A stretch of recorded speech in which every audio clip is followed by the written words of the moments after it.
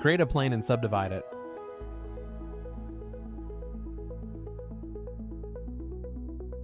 Extrude the plane on the Z-axis.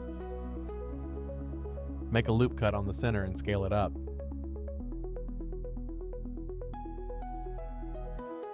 Add a cloth modifier.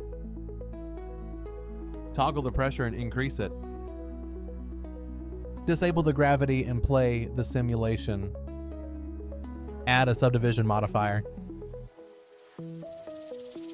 If you are satisfied with the outcome, you can apply the modifiers. Select the middle edge and bevel it.